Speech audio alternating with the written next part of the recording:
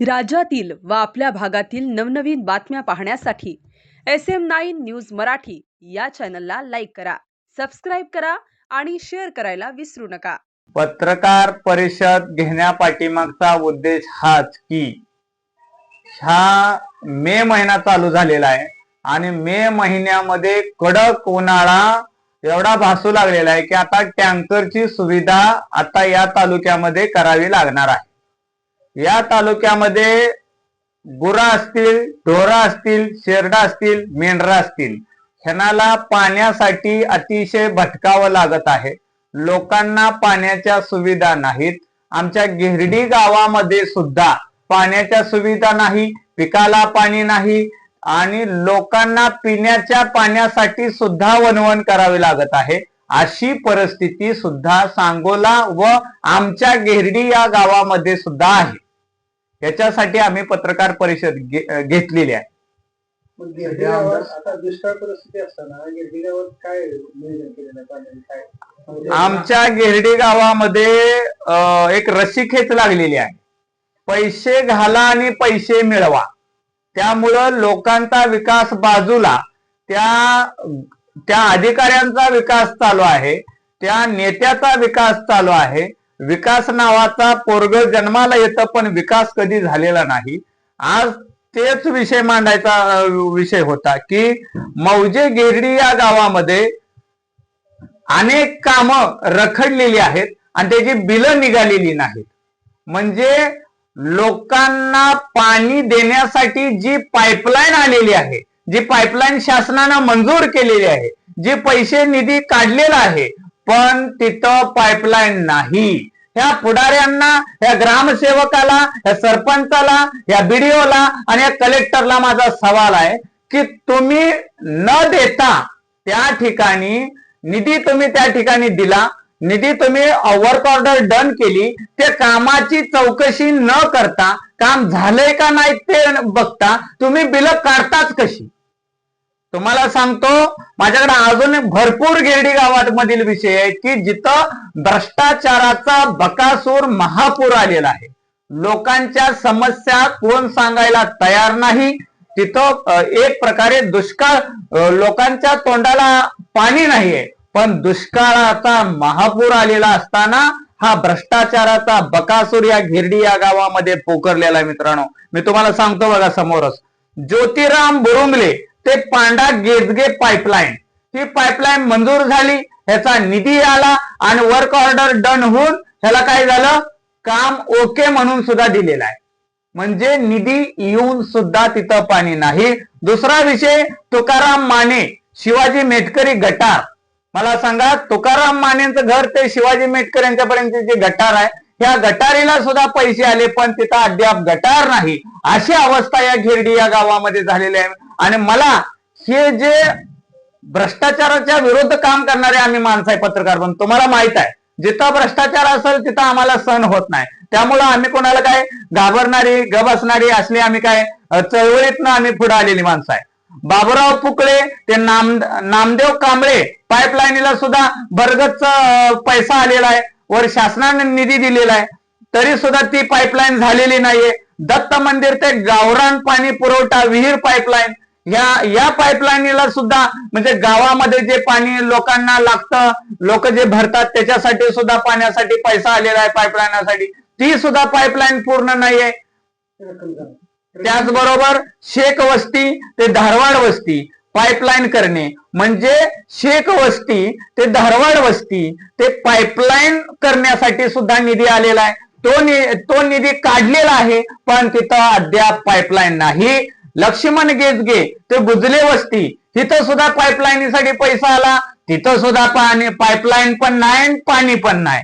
आणि पंचशील नगर ते रोहिदास जगदने जे रस्त्यासाठी पैसे जे मंजूर झाले, या पैसा मुर्मीकरण न होता पैसे शासनाच्या तिजोरीतनं त्या ग्रामसेवकाच्या तिजोरीत आले आणि तिथं पुढाऱ्याशी संगनमत होऊन त्यांनी, म्हणजे अधिकारी आणि पुढारी ही एकमेकांना मिळून जनतेच्या तोंडामध्ये धूळ ठोकण्यात, जनतेच्या तोंडाचं पाणी पुसणं, डोळ्यामध्ये धूळ टाकणं, विकासाचं गाजर दाखवण्याचं काम या घिरडी गावामधील अधिकाऱ्यांनी BDOने केलेलं आहे. आणि ह्यांच्यासाठी आम्ही 100% कलेक्टर ऑफिस असेल आणि पंढरपूर उच्च न्यायालयामध्ये आम्ही याचिका दाखल करणार.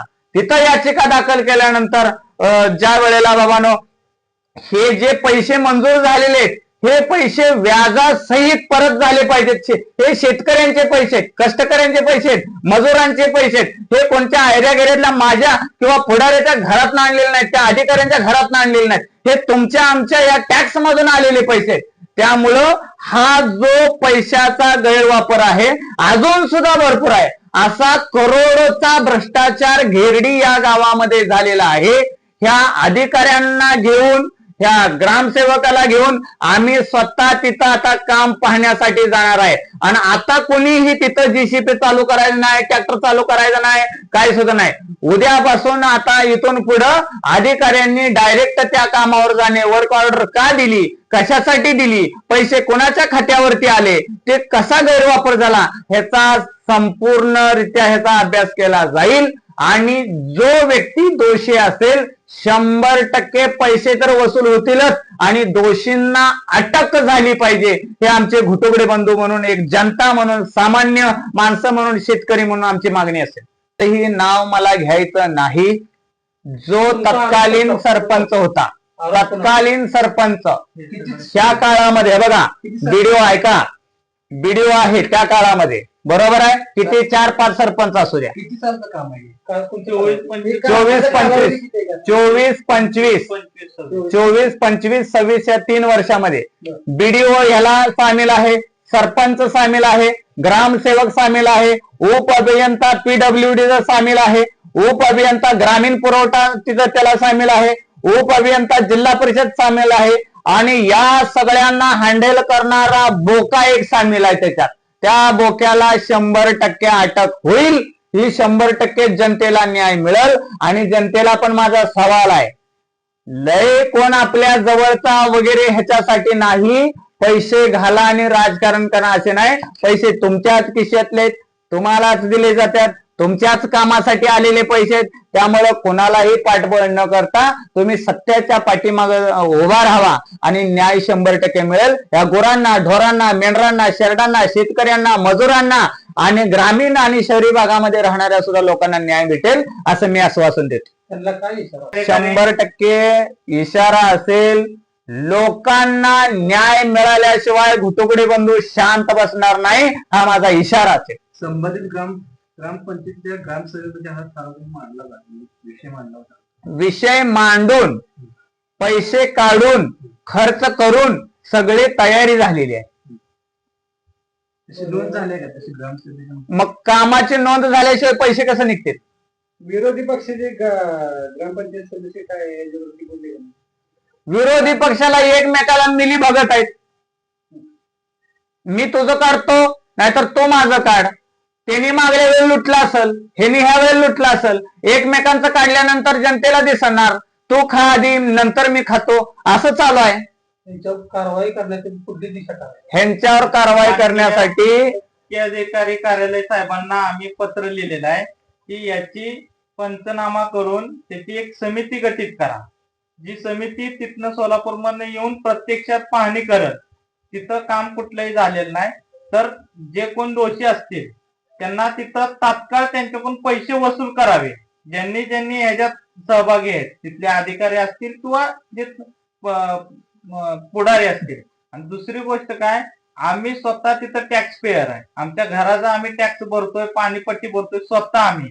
जर आमच्या पैशाचा दुरुपयोग होत असेल तर आम्ही एवढं शिकून, एवढं संविधान वाचून मग आम्ही जर आवाज नसतो उठवत तर आम्हाला त्या शिक्षणाचा उपयोग काय?